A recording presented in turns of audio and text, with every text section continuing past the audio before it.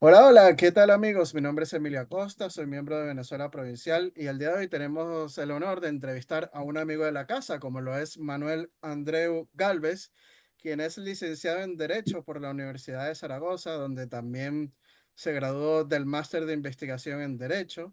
Asimismo es doctor en Derecho por la Universidad Panamericana, Campus México. Es profesor de posgrado en la Facultad de Derecho de la Universidad Panamericana, Campus México, y también es profesor de licenciatura en Derecho de la Universidad de Extremadura en Cáceres. De igual manera es investigador histórico, ha escrito varios libros como Instituciones de la Monarquía Hispánico-Católica en Indias, América en el mundo hispánico, una revisión jurídica, histórica y política, o la fractura del mundo hispánico, las secesiones americanas en su bicentenario, entre otros. Y el día de hoy estaremos hablando de su libro Instituciones de la Monarquía Hispánico-Católico de Indias, ¿no? Que trata sobre las instituciones del mundo virreinal americano y la importancia que tuvieron todas ellas en las Indias occidentales. Por un lado, Andreu realiza un estudio de las fuentes primarias que tejieron el complejo aparato jurídico-político del Nuevo Mundo y se compilaron sobre todo en la magna obra de 1680 de las leyes de Indias. Y por otro, pues también las fuentes secundarias que no son sino la reunión de los saberes de los más importantes indianistas hispanoamericanos en los últimos tiempos. Así que sin más, bienvenido por tercera vez a tu casa, Manuel. Pues muchas gracias, Emilio. Encantado y como siempre un placer estar con ustedes. El placer es de nosotros, ¿no? Para charlar de estos temas históricos que nos unen de un lado y el otro del charco. Y para empezar, este trabajo lo realizaste de una manera que has acudido a las fuentes primarias, como son las normas jurídicas políticas compiladas, como bien dijimos, en las leyes de Indias, y en fuentes secundarias, pues que son los estudios de las mejores indianistas, como señalaste. Tenemos a Muro Orejón, a Tao Anzuategui, a Martiré Tougnac, a Sánchez Vela o a García Gallo. Háblanos un poco de este proceso de documentación a la hora de escribir el libro, Manuel. Sí, pues mira, Emilio, ahora mismo hace 10 años, cuando yo hice mi tesis doctoral en Ciudad de México con el doctor José Luis Soberanes, él me formó dentro del mundo indiano, en el mundo americano indiano de la Edad Moderna, gracias al estudio de todas estas fuentes. Entonces, un poco el primer capítulo de mi tesis fue este libro que yo saqué hace unos años y es una recopilación del estudio de lo que son las instituciones de la monarquía católica en Indias, desde los estratos superiores, desde el rey, pasando por la organización suprema, superior y local. Y entonces, pues gracias al doctor José Luis Soberanes, me hice con el estudio de pues los profesores Oz, Anzuategui, Martiré, Murorejón, Sánchez Bella, Sánchez Arcilla, Duñac, etcétera, todos los que has citado. Entonces, para mí fue como una primera toma de contacto con el mundo indianista, pues, y él se aseguró de que pues, me hiciera con el estudio de estos grandes maestros que son los que han desarrollado en sus manuales en lo que ha sido el estudio virreinal. En el libro haces un análisis de los tres órdenes estructurables básicos de las instituciones hispánicas en Indias. Sí. Tenemos el sistema supremo o superior y local vistos desde la óptica de sus competencias fundamentales, ¿no? Que es gobierno, justicia, guerra y hacienda. Háblanos un poco de ellos. Sí, sobre todo antes, Emilio, antes de entrar a esos tres órdenes, Ujú. también estudio un primer orden que es suprainstitucional, que es la monarquía. Porque claro, es Claro. que sin él no se entiende cómo es todo, cómo se ensambla toda la cuestión administrativa, ¿no? Entonces, creo que antes del sistema supremo, en Indias, el rey es evidentemente, por eso se llama monarquía católica, porque era conocida como monarquía católica en su tiempo, ¿no? O monarquía hispánica, que luego hemos denominado, y es esa confederación que decía Tomás Pérez Bejo de repúblicas urbanas, ¿no? De expansión, de vertebración mediante una serie de repúblicas urbanas por el orbe, y entonces pues eso, la monarquía católica universal que han denominado compuesta, polisinodial, compuesta por distintos sínodos, esto es lo que sería como el primer armazón, ¿no? La cabeza de ese poder suprainstitucional que, como bien dices, pues luego está ya diferenciado en el orden supremo, el superior y el local, ¿no? Pero por encima de todos, la monarquía como un mundo que no era colonial, en el sentido que ya nos hemos referido en otros vídeos, ¿no? Y que pues esa monarquía imperial católica de expansión universal policéntrica de ciudades es lo que constituye un poco la organización de las otras tres. Bueno, las otras tres, si quieres que me refiera a ellas en general o algo en Ujú. particular, como tú me indiques. No, podemos general y después te pregunto Sí. en específico. De manera general, debajo de la monarquía, entonces ya teniendo claro que es ese poder idiosincrático, esa cristiandad menor que han denominado otros autores como Miguel Ayuso, etcétera, ¿no? De esa continuación de la cristiandad medieval en la Edad Moderna, que era la cristiandad menor, bajo esa institución que no es monolítica, sino que es una institución que poco a poco se va acomodando, ¿no? A los tiempos y pues todas esas series de territorios que se van tejiendo dentro de un orden más complejo que es el de la Edad Moderna, pues tenía un aparato de organización suprema, una serie de consejos, de juntas, de secretarías, que era lo que estaba alrededor del poder del monarca. De ahí que el monarca no fuera un poder absoluto, el absolutismo Jacobo I de Inglaterra lo teoriza en 1600, ¿no? Y hay otros, el contractualismo posterior, en época de Hobbes, etcétera, pero en el mundo católico, en el mundo hispánico, realmente no existía ese absolutismo como tal, porque todo este conjunto de redes, de consejos, de juntas, de secretarías, tenían competencias, cada una particulares, que limitaban el poder del monarca.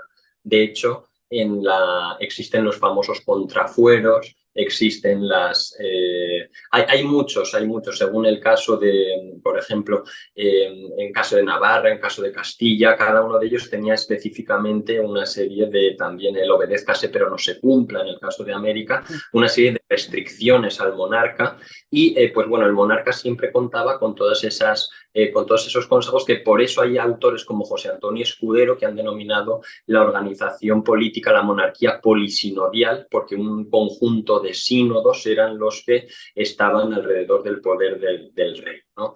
Eso a nivel de organización suprema. Luego, a nivel superior, en América ya, esta está radicada ya no en la península, como había sido el Consejo de Indias, el Consejo de Castilla, la Casa de Contratación.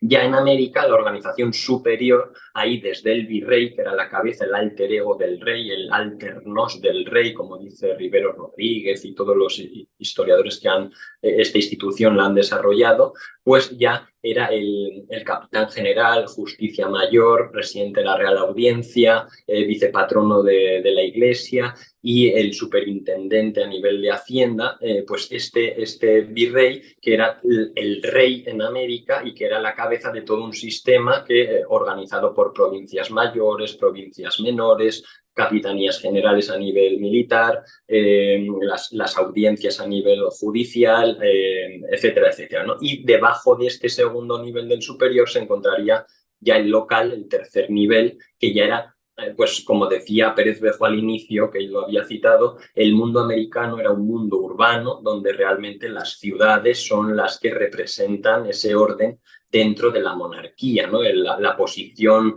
el estatus jurídico de las ciudades es lo que realmente pues sale a flote, ¿no? Y es lo que realmente importa en ese mundo que se expande mediante un número abismal de ciudades que se van construyendo, como el Imperio Romano había hecho en el Mediterráneo hacia siglos, pues la monarquía católica en América se expande bajo la organización local, que también cuenta con una serie de órganos, desde el corregidor, que era como la persona en los lugares más lejanos, en las tierras irredentas de la monarquía, allá por la Nueva España, o en Argentina o en Perú, etcétera, pues había un representante del rey, que era el corregidor en cada una de las ciudades, estaba el alcalde mayor, luego a nivel de repúblicas de indios o de repúblicas de españoles había diferentes también órganos, ¿no? Cada uno que se encarga de diferentes funciones, y todo esto pues así a grandes rasgos, ¿no? Pues sería la organización administrativa desde la monarquía hasta el orden local de todo lo que era el mundo de la edad moderna de la monarquía católica. De este último sistema, del sistema local, que lo conformaban pues el cabildo o el ayuntamiento, fuera este de españoles o de indios, pero dentro Mm, de ellas tenemos una modalidad como el cabildo abierto, ¿no? Que era la reunión de los vecinos en las ciudades de la América Española y fue eficaz como representación del pueblo frente a la corte, ¿no? Cita el mm, historiador Carrera Justiz, dice lo siguiente, con tu permiso lo cito, Manuel. Fue esa noble y brillante escuela de gobierno popular directo la base política en que se asentó el principio representativo y con este las municipalidades lograron intervenir en las Cortes del Reino. Una iniciativa española que poco a poco la copió el resto de Europa. Cerramos comillas. O sea, vemos que el pueblo era directamente el que gobernaba. Si lo comparamos a hoy en día, el pueblo no participa directamente en las decisiones de los políticos a la hora de gobernar. Y en aquella época sí, ¿no es así? sí, evidentemente, bueno, hoy lo que es la democracia representativa, a la que un poco hace referencia, ¿no?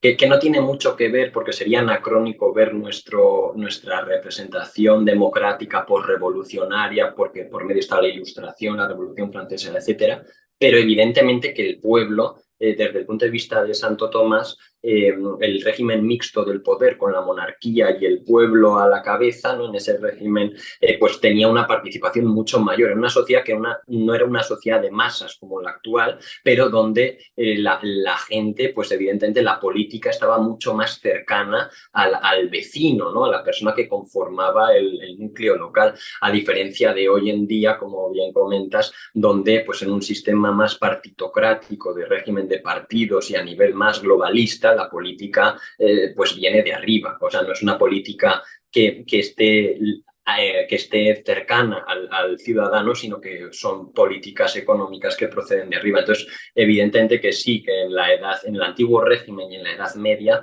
el nivel de participación política de la comunidad política en sí era mucho más cercana que en nuestros días. Estoy totalmente de acuerdo. Algo que tú señalas con acierto es la necesidad de precisar varios conceptos que la historiografía, sobre todo liberal de los últimos siglos, ha dado como fidedignos, pero que haciendo un estudio minucioso del tema debemos desmentir tajantemente, sobre todo ese mito de que el antiguo régimen absolutista era casi que una dictadura donde solo se hacía lo que el rey decidiera, algo que es totalmente falso. Otro es desmarcar la monarquía hispánica del concepto de Estado nacional, propio de una mentalidad moderna ajena a la realidad de los siglos XVI y XVIII. Y otro, Manuel, consiste ahondar en el papel preponderante de las ciudades y de sus cabildos para comprender el funcionamiento del mundo hispánico, ¿no es así? Sí, sí, los tres son fundamentales. El primero de ellos, empezando por, si te parece, por el tema de la nación, ¿no? Que es un poco el más general. Sí, la nación es un ente de creación moderna, contemporáneo, que se va teorizando desde hace siglos, pero que en la práctica, en realidad, hasta Cádiz y hasta el siglo XIX, en realidad, la nación española, por ejemplo, no existe como tal, ¿no? En la práctica. Entonces, Faustino Martínez en este punto creo que da en el clavo cuando dice que la monarquía hispánica era una acumulación de territorios en el antiguo régimen que basculaban en torno a la figura del monarca. Entonces, claro, el monarca no se comporta de manera simétrica en todos sus territorios, sino que el monarca, por ejemplo, cuando es duque de Milán, ¿no? Señor de Vizcaya, rey de Nápoles, en cada territorio tiene una significación distinta, ¿no? Y en ese sentido no eran territorios independientes, pero dice Faustino que casi rayaban esa independencia, ¿no? Porque había una superioridad del rey sobre los territorios, pero era lo que yo antes te comentaba de la organización suprema bajo una serie de juntas, de juntas, secretarías, etcétera, y de reales consejos. El poder del rey no era un poder omnímodo, no era un poder absoluto, no era un poder como en la teorización de Baudin de la soberanía, un poder absoluto y perpetuo. Eso no existía porque ya te decía que también que en el caso de los contrafueros, la famosa fórmula obedézcase pero no se cumpla, el pacto pacto que había entre los territorios y el monarca era fundamental. Entonces, la limitación del poder del rey estaba marcada por un derecho de origen histórico que limitaba mucho las funciones del rey y eso hacía que no fuera un poder absoluto. Eso en cuanto al primer punto. Ya me he perdido un poco con las preguntas porque son respuestas un poquito largas. Me decías también algo sobre el municipio, ¿verdad? Sí, que lo que consiste a ahondar en el papel preponderante de las ciudades y sus cabildos para comprender el funcionamiento. Sí, a ver, el municipio es yo creo que el germen y es la base del sistema político de la monarquía católica de la Edad Moderna. Porque al igual que Roma, y esto es un estudio que yo quiero hacer a largo plazo, ¿no? Pero al igual que Roma en el mundo antiguo basó su expansión en una vertebración de ciudades, lo mismo hizo la monarquía imperial católica de la Edad Moderna, desde tiempos de Carlos V en adelante porque en realidad, claro, para controlar un vasto territorio como era América, de hecho los reyes nunca supieron el poder real que tuvieron en América, ¿no? Esto Alberto Garín, por ejemplo, en Guatemala Ujú. lo ha comentado muy bien. Los reyes nunca supieron la gran acumulación de territorios que llegó a atesorar la monarquía y como ninguno puso un pie en América, nunca supieron realmente el poder que suponía tener América en aquel tiempo, ¿no? Argentina, que equivale solamente la expansión del territorio argentino a lo que es la expansión de lo que fue el Imperio Romano, ¿no? En la Edad Antigua, por ejemplo.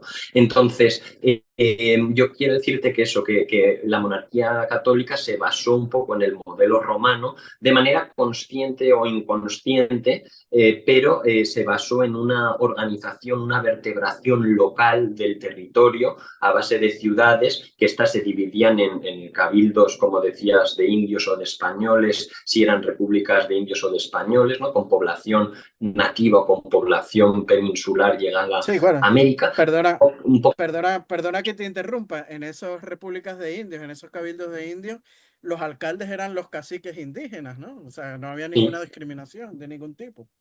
En el caso de Tlaxcala, por ejemplo, cuando se crea la ciudad de Tlaxcala, bueno, el calpul indígena, había cuatro señoríos en Tlaxcala, cuatro caciques, pero cuando se crea la ciudad en el centro de Tlaxcala, cada uno de los caciques gobernaba por un año y en ese sentido un poco el sistema antiguo del calpul ya se acomoda a una organización más compleja como es la de la monarquía en el siglo XVI, pero sí que los cargos, etcétera, siguen siendo de corte de república de indios, ¿no? O sea, como que se acomoda un poco a las instituciones nuevas de la monarquía, pero se mantiene todo lo que son los privilegios y se mantienen los cargos políticos de entonces. Entonces, un poco para cerrar la pregunta, la organización local fue clave, porque hablamos siempre de provincias mayores, de provincias menores, de reales audiencias,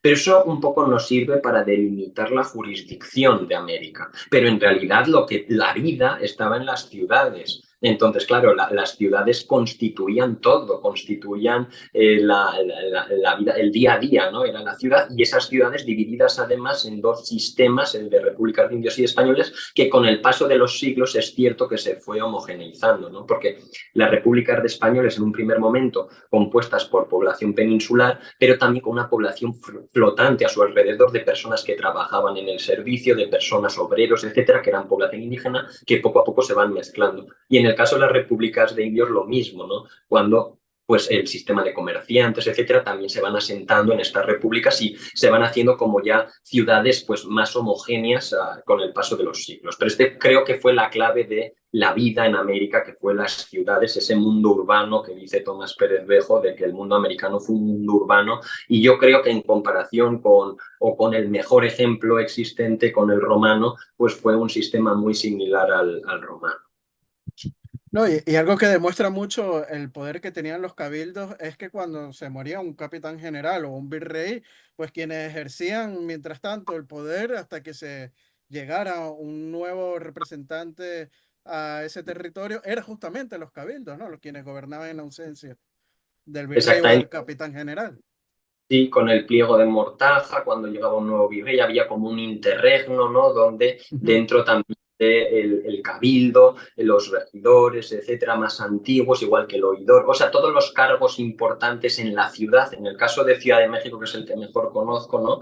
Que era sede de virrey, ¿no? Cuando no estaba el virrey, pero sí que había un representante de la Real Audiencia, el oidor más antiguo, estaba el corregidor, estaban los regidores, pues todos esos órganos locales donde la figura del rey se mantenía bajo el corregidor, pero también la Real Audiencia bajo el oidor, se mantenía el virrey como el órgano de la provincia o general, ¿no? De todo el territorio. Entonces, todos en la ciudad tenían su cabida y además en lo que era la plaza de armas, en el Zócalo, en Ciudad de México, pero en todas las plazas de armas americanas, también en Lima, etcétera, en todas las grandes ciudades americanas, ahí se condensaba el poder militar del virrey, el capitán general, el poder local que decíamos del cabildo, el poder de la iglesia, el poder espiritual, y con la catedral en el centro, y también el poder, pues la hacienda y lo que era el régimen de justicia también dentro de ese núcleo poblacional que era la ciudad.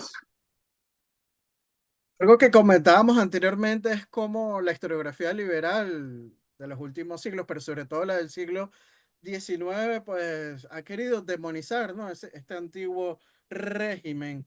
Y hay que ver que hay muchos mitos y clichés sobre lo que es el antiguo régimen, ¿no crees?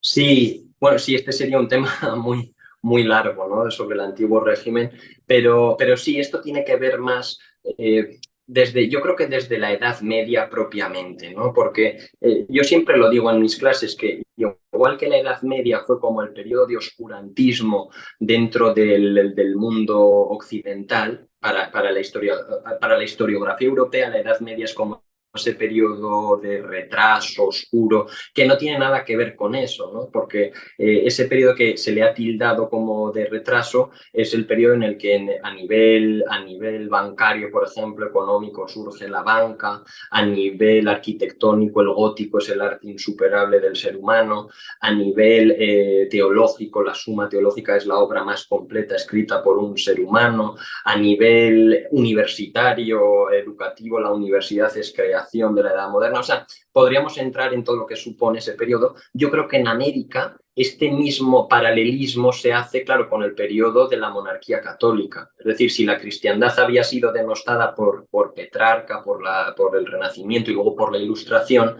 en América el periodo oscuro es el mismo que para Europa la Edad Media, el periodo virreinal americano es el periodo de oscurantismo, ¿no? Pero creo que fuera de toda de los pocos estudios que se han hecho históricamente, porque en realidad, pues, como decía Humboldt, como decía el propio Darwin o como decía Lummis, ¿no? Por poner tres ejemplos de historiadores o de teóricos protestantes o de otras latitudes, pues la vida en las ciudades y en América era pues muy diferente incluso a la vida europea. De hecho, las ciudades americanas eran las más, a nivel de salubridad, eran las mejores del mundo, ¿no? Por ejemplo, Antigua, en Guatemala, todas las nuevas ciudades que poseían unas características muy superiores a las características de Europa y además un territorio que en 3 siglos tiene una estabilidad tremenda en comparación con todo lo que había sucedido en Europa en la Edad Moderna y la vida en las ciudades, pues como todos estos autores hablan, era una vida de personas que incluso el tema de la felicidad, todos esos temas se detalla con precisión en el antiguo régimen, que no tiene mucho que ver con lo que después de la Revolución Francesa se ha observado de este periodo, ¿no? Yo creo que tiene mucho más de ideología política que de realidad. Eh, Como estamos hablando de las instituciones de la monarquía hispánica en América, me gustaría comentar contigo un error que siempre trato de corregirle al público en general, y es esa idea de que se tiene que las capitanías generales dependían de los virreinatos, porque con las reformas borbónicas las capitanías generales empiezan a ser entes totalmente autónomos que simplemente pues tienen que digamos, rendir cuentas directamente a la corte y al Consejo de Indias sobre todo, ¿no? Vemos en el caso de la Capitanía General de Venezuela, no depende del virreinato de la Nueva Granada, sino directamente del Consejo de Indias. Igual pasa con la Capitanía General de Chile, que no depende del virreinato del Perú, sino que directamente depende del Consejo de Indias. Y es algo que siempre trato de corregir al público en general. ¿Qué opinión tienes al respecto sobre este tema? Es que este tema es el más difícil. O sea, yo cuando estuve en estudio, este es como el tema que más dificultad me encontré, porque a nivel local tenía claro las instituciones, a nivel virreinal, a nivel supremo, pero en el nivel superior, en el tema de las capitanías generales, claro, las reformas borbónicas son fundamentales luego, ¿no? En esa centralización del poder borbónico ya del siglo XVIII. Pero hasta entonces, algunas habían jugado un papel muy autónomo, ¿no? Exactamente son las dos que me citas, porque había capitanías generales en Yucatán, había capitanías generales en Centroamérica, había capitanías, pero justamente la Capitanía General de Venezuela y la de Chile son dos capitanías que son autónomas, es decir, que el gobernador de Chile desde el siglo XVI hasta el siglo XVIII era una capitanía general con total independencia y en ese sentido se mezcla también con las provincias mayores, que son las que tiene aparejada Real Audiencia, las provincias menores, caso de capitanías generales como Yucatán, Cuba, Caracas o la Banda Oriental, etcétera. Entonces sí es cierto que no es un sistema como tan perfecto, tan homogéneo. Entonces había ejemplos como los que me citas que tenían una jurisdicción distinta, una autonomía mayor, que es el caso de Chile y Venezuela, que otras Creo, capitanías perdona, que tenían más sí, dependencia del virreinato. Sí, sí, creo que la Capitanía de Filipinas, la Capitanía General de Filipinas también era muy autónoma y la de Guatemala también. sí, sí, que en última instancia sí tuvieron una vinculación muy grande con Nueva España, porque por el galeón de Manila, realmente toda la ruta asiática, Filipinas creo que está un poco más apegada a la Nueva España, pero los dos casos que tú me has dicho son los dos casos que yo tengo anotados como realmente autónomos, que fue la de Chile y la de Venezuela, que tuvieron esa dependencia más con el Consejo de Indias que con el propio virreinato, ¿no? Entonces sí es un sistema difícil, ¿eh? Porque dentro del virreinato, provincias mayores, menores, reales, audiencias y algunas encima de las capitanías generales independientes del virreinato. O sea, esto es un tema por estudiar que es específico, hay que ir al caso concreto, pero por lo general todas se regían, como hemos dicho, pero había excepciones como los dos que me planteas que tenían su particularidad. Sí. Sí, bueno, de hecho, ahí, digamos, historiadores o cronistas de la época como Fray Pedro de Simón o el italiano Gili, que fue un jesuita muy importante, que dicen, ¿no? Ahí hablan de cómo el capitán general, por ejemplo, de Venezuela, no dependía del virreinato de la Nueva Granada y que más bien desde los mismos cabildos de Caracas, ellos buscaron esa separación del virreinato que había al principio, ¿no? Y bueno, para finalizar, ya nos faltan 10 minutos, Manuel, y siguiendo la idea, pues la monarquía hispánica o monarquía católica fue una confederación de naciones que tuvo por fin, como tú citas en el libro, evangelizar y estructurar un mundo bajo cánones similares y en donde, a diferencia de las puras colonias de otros países o otros territorios, la vida en comunidad y no solo la extracción económica marcaron su rumbo, ¿no? Ujú.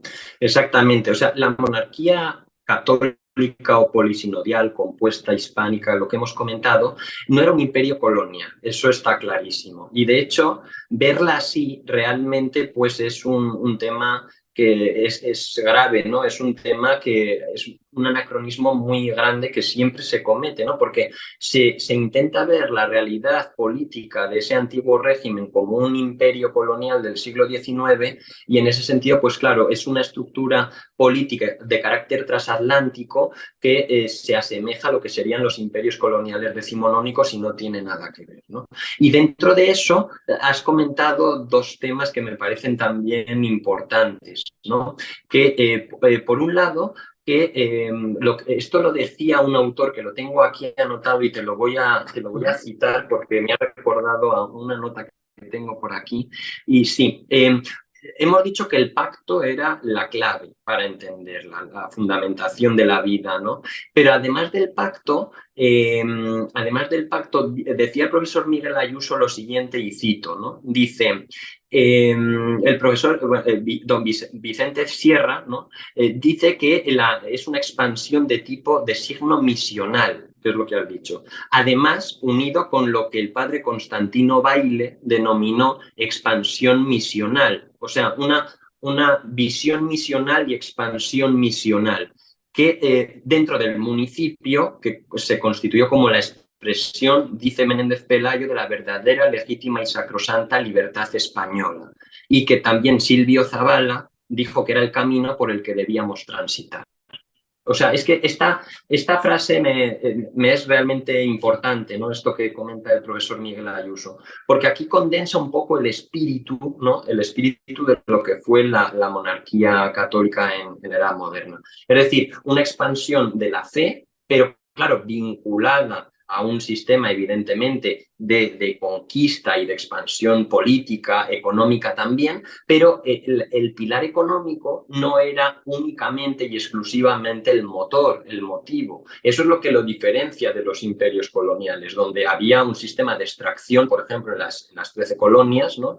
Y ahí realmente no se desarrolló la vida, sino que en el mundo hispánico, en el mundo de Hispanoamérica, sí, lo económico era importante, era uno de los pilares que movían toda esa expansión, pero no era el único. Y de hecho ahí se ve el rasgo de mestizaje de un lugar y de otro, el rasgo de desarrollo urbano de un lugar y de otro, el rasgo institucional, el rasgo de arte, ¿no? El barroco americano, la pintura de castas, etcétera, como un arte propio que lo diferencia de la nada absolutamente hasta el siglo XVIII prácticamente en los Estados Unidos, ¿no? Entonces, quiero decir que esto es muy importante entenderlo así, de que el pilar misional junto con el pilar económico, con el pilar político y con otra serie de elementos constituyeron lo que fue la monarquía católica, la monarquía hispánica, a diferencia de lo que era el colonialismo de la época, cuando solamente el motor económico era lo que primaba. Entonces,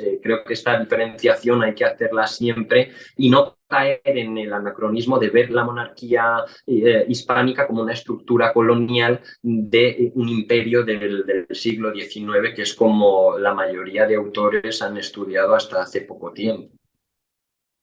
Sí, totalmente de acuerdo contigo. Es un anacronismo darle a la monarquía hispánica o a las épocas virreinal en las Indias o en América, pues una institucionalidad muy parecida a lo que fue las colonias del siglo XIX en adelante. Pero bueno, ya nos quedan 5 minutos, Manuel. De verdad que siempre es un gustazo hablar de estos temas que nos unen de un lado y del otro del charco contigo.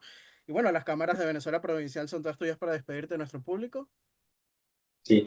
Bueno, pues Emilio, muchas gracias como siempre por dar visión a los trabajos que nosotros desarrollamos como teóricos o como profesores y bueno, que decirte que si Dios quiere en el futuro pues también vamos a toda esta saga de libros que hemos hecho los podcasts anteriores los concluiremos con uno último en coordinación con el profesor Tomás Pérez Bejo desde Ciudad de México, que va a ser sobre el tránsito de la monarquía católica a los estados nacionales, que sería después de lo que fue la conquista y lo que fue Veracruz en 2019, cuando se cumplieron 500 años, luego la fundación de Ciudad de México en el 21 con la batalla de Tenochtitlan y luego las independencias, las guerras civiles, ¿no? Mal llamadas independencias de 2021, pues este sería como el último de la saga ya que sacaríamos para ya entrar en la nación americana, en las naciones americanas y para cerrar pues toda esta década de efemérides que nos ha tocado vivir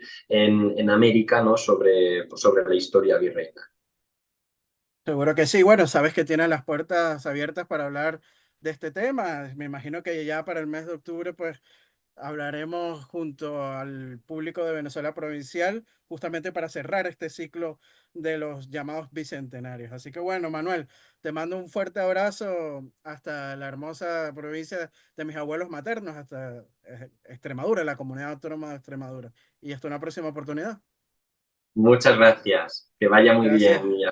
si Dios quiere. Gracias a ti. Gracias. Y bueno, también le recomendamos a la gente que si les gustó este video, darle me gusta y compartirlo para llegar a más público. Si desean ser mecenas o patrocinantes de nuestro proyecto de investigación histórico, puedan hacerlo a través del Patreon de Venezuela Provincial. Con tan solo 1 euro, pues ya nos están ayudando en esta labor de divulgación histórica. Aprovechamos, Manuel, antes de despedirnos, de mandarle un fuerte saludo y abrazo a nuestros mecenas y patrocinantes, como lo son Gabriela Arrieta, Ángel Suárez, Juan Cristóbal García, Lomé Lizán, Daniel Sierra, Domingo González, Miguel Curvelo, Mario Pérez y la miembro del canal de YouTube de Venezuela Provincial, África del Valle, que también por ahí pueden apoyarnos haciéndose miembros del canal de YouTube y por supuesto no dejen de suscribirse al canal de Venezuela Provincial en YouTube. Así que bueno, Manuel, feliz domingo y que tengas un excelente día. Chao, chao. Igualmente, que vaya muy bien. Adiós.